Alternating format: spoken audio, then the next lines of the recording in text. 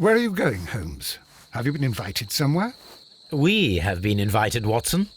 We have. Where to? To the Baker Street Irregulars' annual dinner. They sent us an invitation. It is on the table. A dinner? How could those street urchins afford anything like that? I can't understand your interest in them, Holmes. They're dirty. They wouldn't hesitate to steal your wallet. Watson, you should be excited. It is a secret dinner. Its location changes every year. Read the menu. Sounds mouth-watering. All right. We, the secret police of Baker Street, invite you, Sherlock Holmes, and Dr. Watson to our annual dinner. Menu, entree, frozen rat head salad. Is this a joke? Not at all. Pray continue. Main course, sow's udder in Danny Nutcracker's way. Sounds disgusting, Holmes. Hedgehog goulash. Street turnips in homemade juice. And it goes on. I can hear them on the stairs now. Well, we can't go there. We can't eat that. Watson, you'll hurt the feelings of those poor children. We have to go. Oh, Mr. Holmes. It is fine, Mrs. Hudson. Mr. Holmes! Wiggins, Dr. Watson is getting ready. He will be delighted to join us. You don't look well, my young man. Is there something wrong? Don't tell me the dinner is cancelled. Mr. Holmes, it's my brother Leighton. He's in a prison cell. They say he's killed 2 men. You have to help us, Mr. Holmes, 'cause I know he didn't do it. Where is he now? From what I've heard, they took him to the yard and they gave him a good beating already. You know what they're like. They'll hang him. They won't look any further. Holmes, we have to help him. And forget about the dinner? Wiggins, I'll take the case. You're fantastic, Mr. Holmes. I'll be waiting for you at the crime scene. You'll be there, right? It's on Half Moon Street in Whitechapel. Very well.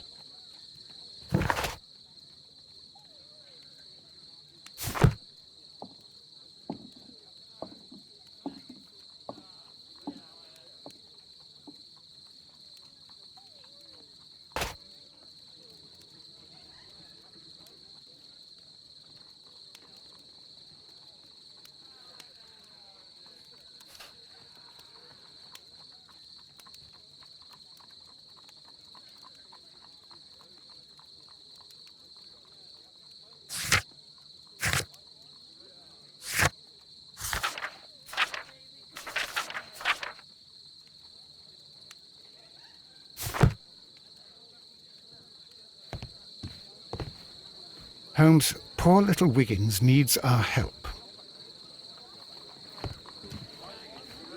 Hello, Toby. All you need now is a shawl and a mock cap, and you could be Mrs. Hudson's younger sister.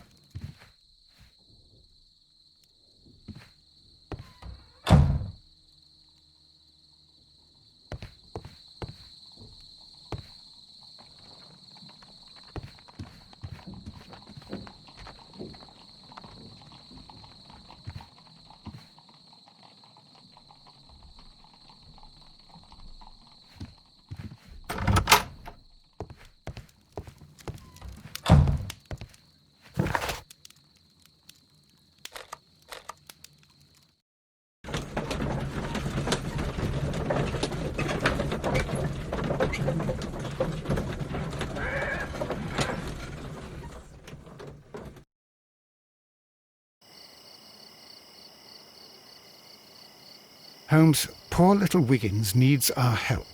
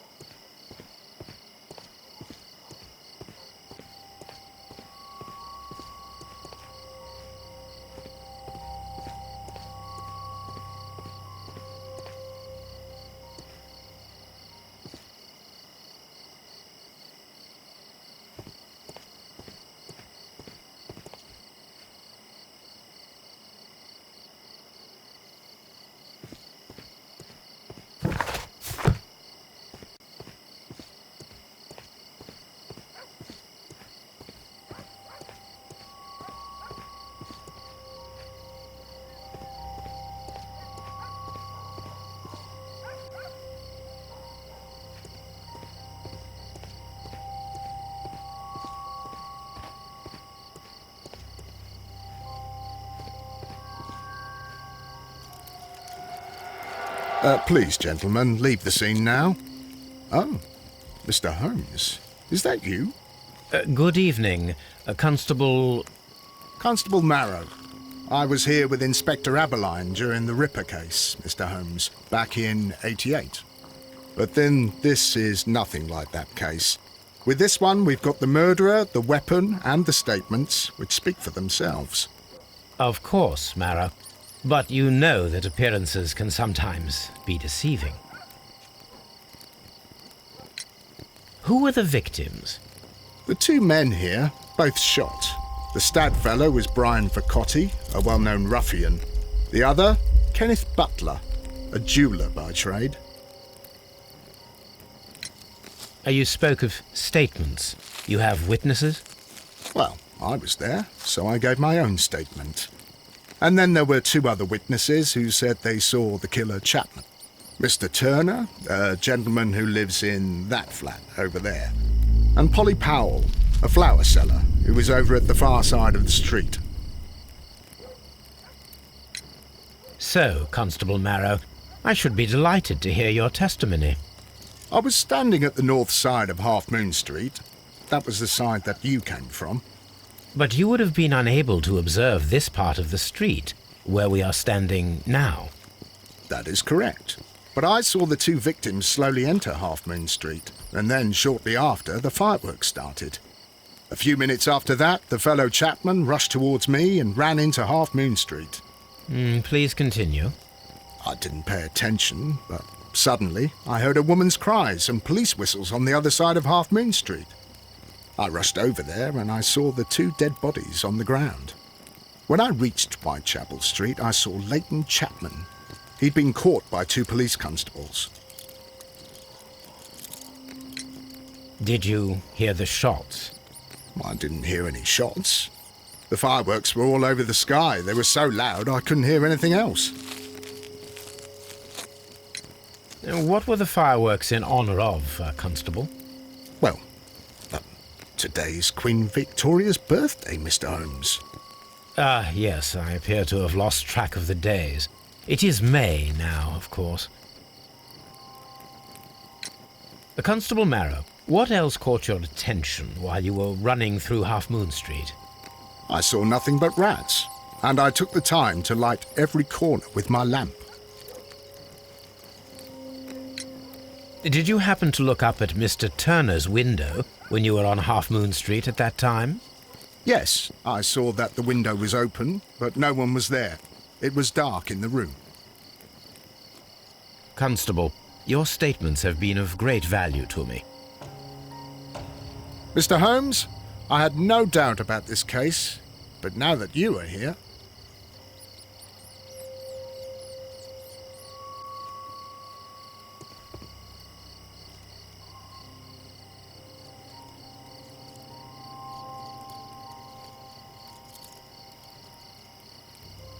Brian Vercotti suffered greatly.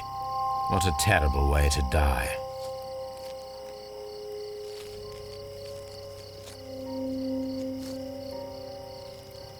He tried to stop the bleeding with his hand. Death was not instant.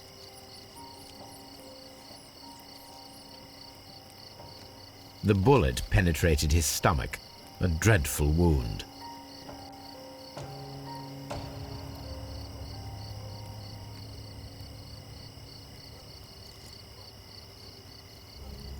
A tattoo from Westgate Prison. Vicotti must have done some time there.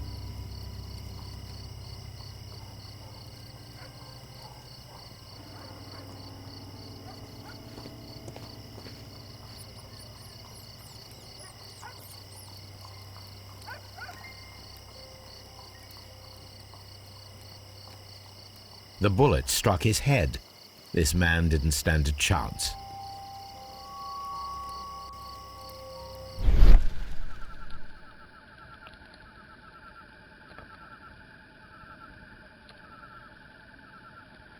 A piece of wood that has stuck between the cobblestones.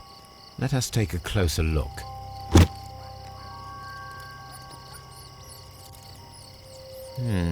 This shard of wood is quite new.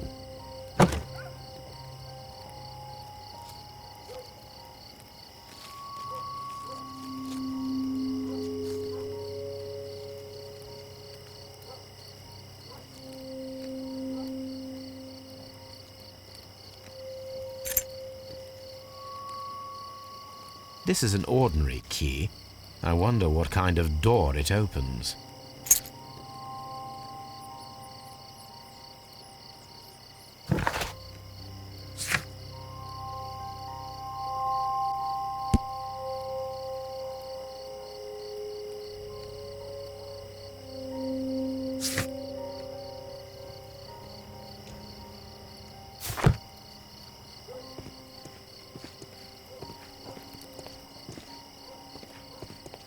A fairly long pole with a forked end.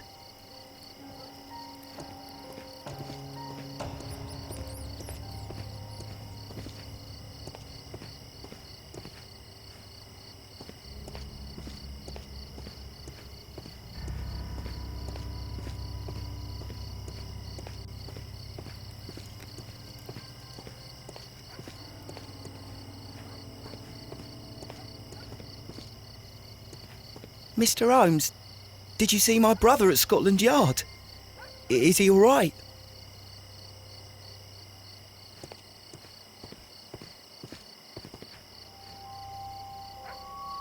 Good evening, Mr. Turner. I heard Constable Varro reply to you as Mr. Holmes.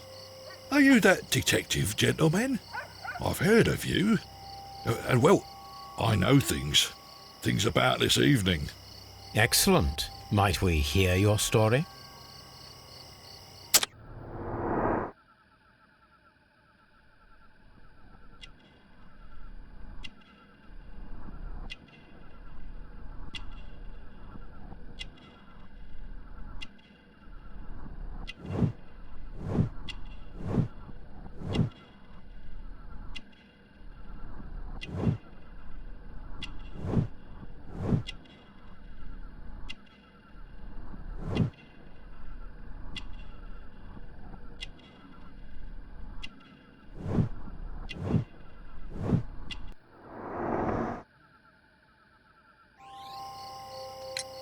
Could you tell us everything that you may have seen or heard? I was already in bed when the fireworks started. A few moments after, I clearly heard 2 gunshots from outside. Please continue. I quickly got up and I grabbed the lamp from my nightstand and I rushed towards the window. I looked down and I saw 2 bodies. And there was a man with a gun who was standing nearby. Where exactly? Well, near this body. Did he notice you? I don't think so. He rushed towards Whitechapel Street without looking around.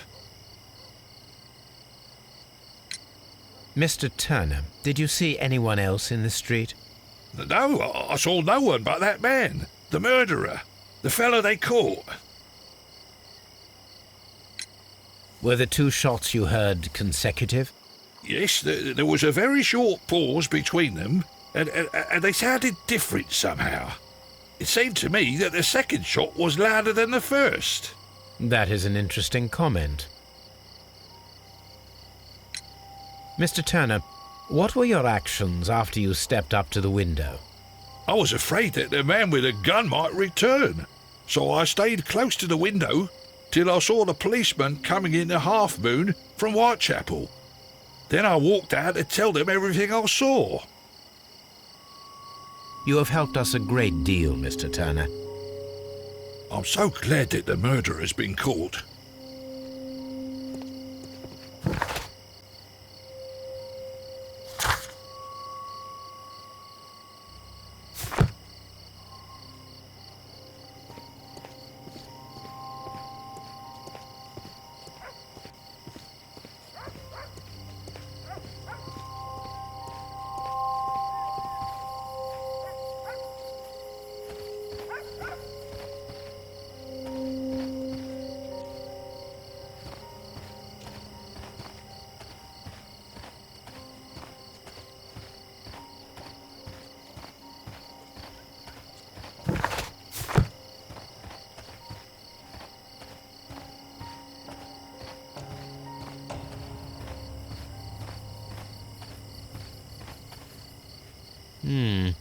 This mirror is turned towards Half Moon Street.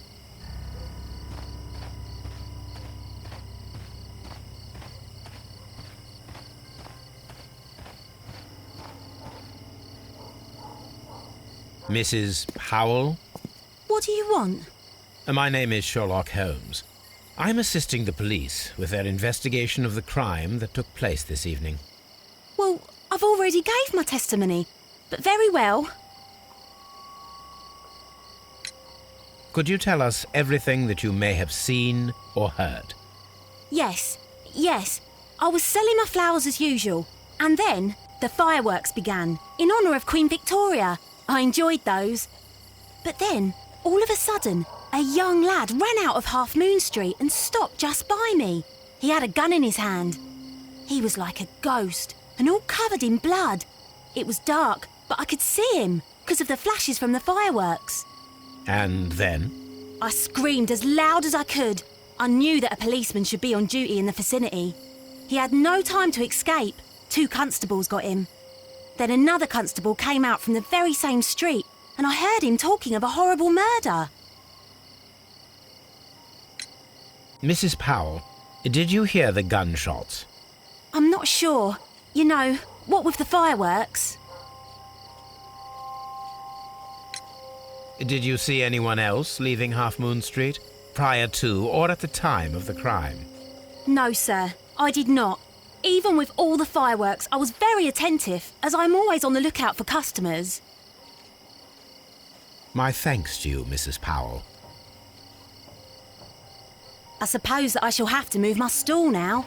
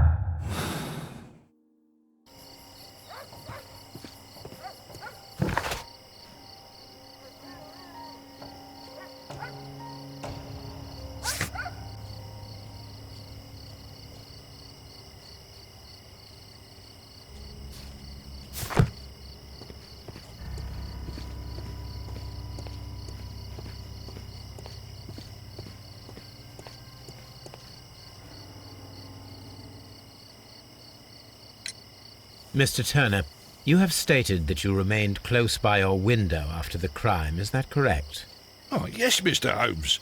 I stayed at my window until the policeman arrived to examine the dead bodies.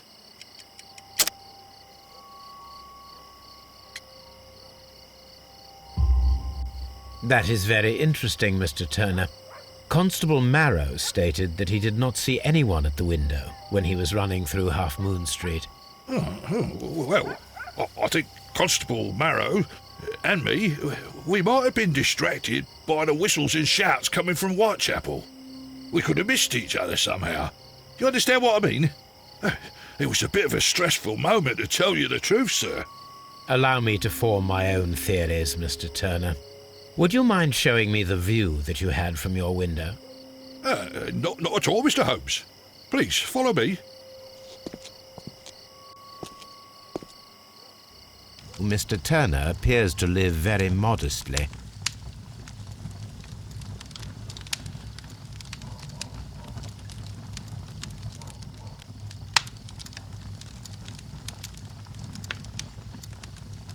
This fire is dying out.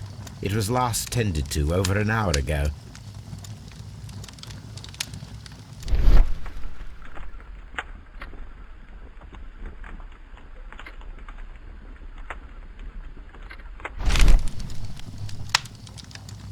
The papers are almost entirely burned. I am unable to see what's written here. These words are illegible. The papers were thrown into the fire just a short while ago.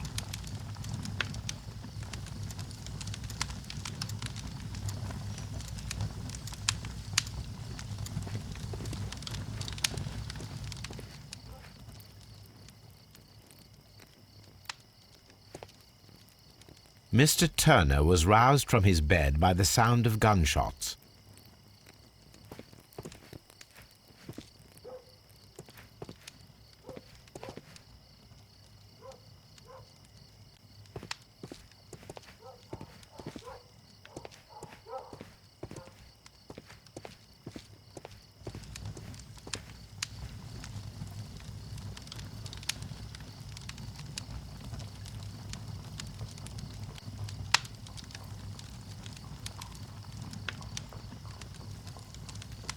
The books on this shelf are in a mess.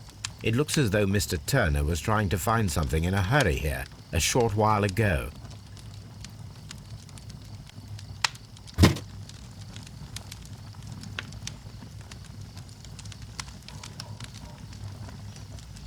This walking stick is broken.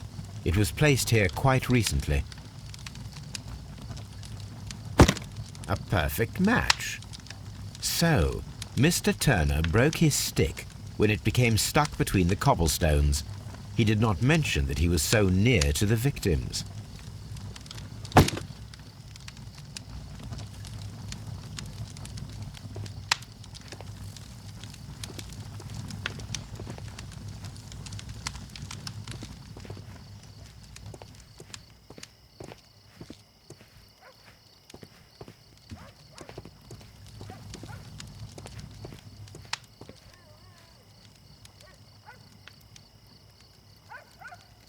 This kitchen knife is quite sharp.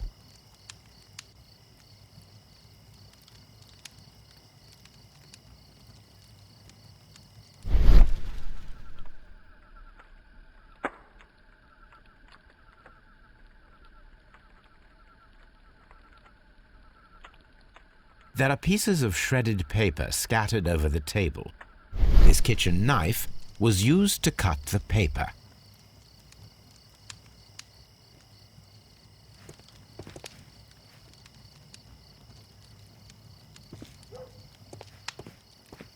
Anything else you would like to know, Mr. Holmes?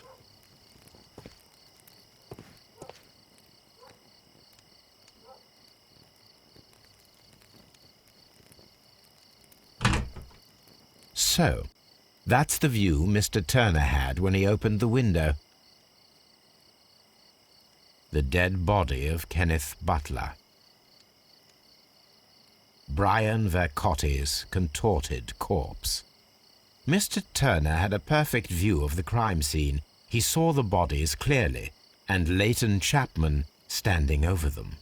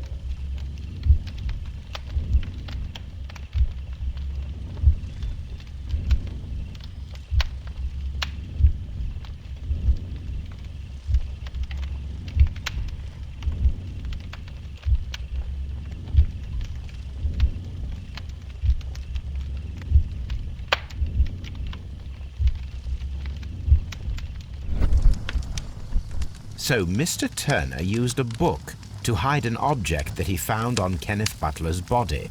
The question is, what did he find?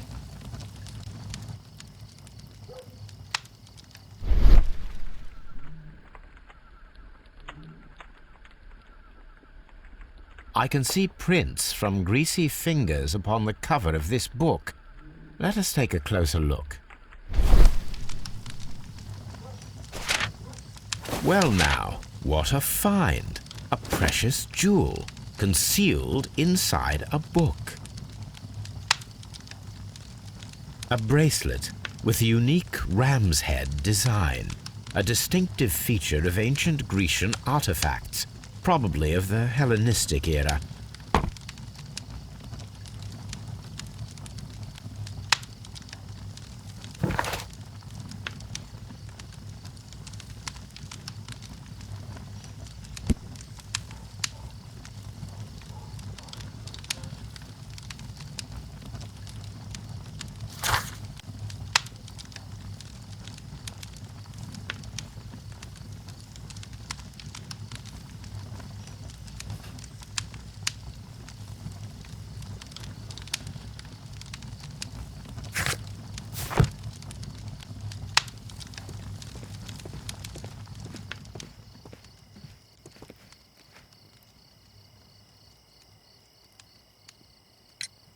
Mr. Turner, how would it be possible for a man of advanced years, such as yourself, to rush from his bed to the window in a matter of seconds, as you have stated?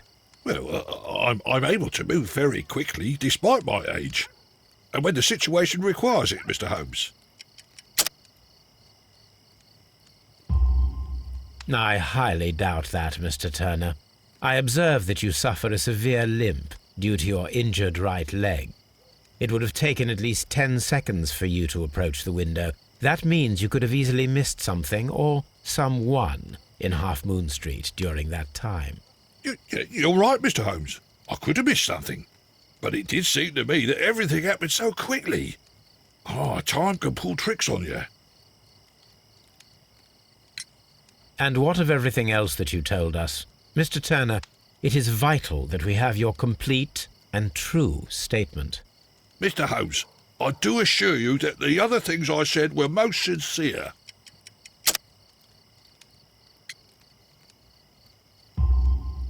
Mr. Turner, you were not sincere with me.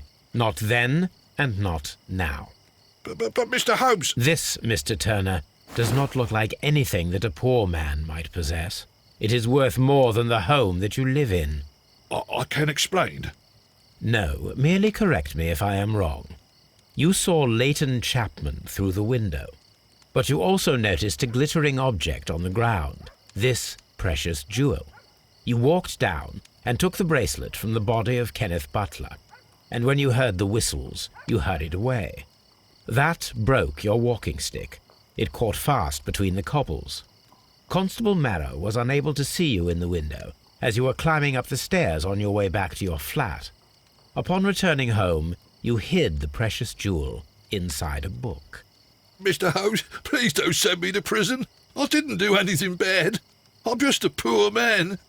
When I chanced upon the bracelet, I saw it as an opportunity to make a little money. I was desperate. I only took the bracelet, that's all, I swear. You made a mistake by lying to me. But you are not a criminal. I believe that. Although I must return this bracelet to its rightful owner.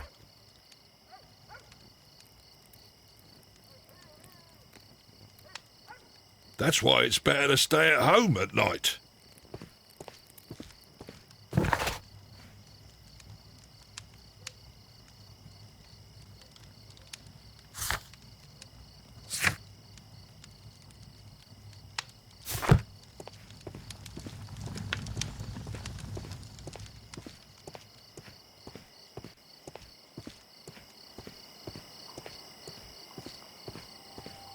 I'll do anything to save my brother, Mr. Holmes. It would be my pleasure to assist you with your investigation, Mr. Holmes. I'm always wondering what's on your mind, Holmes. A fairly long pole with a forked end.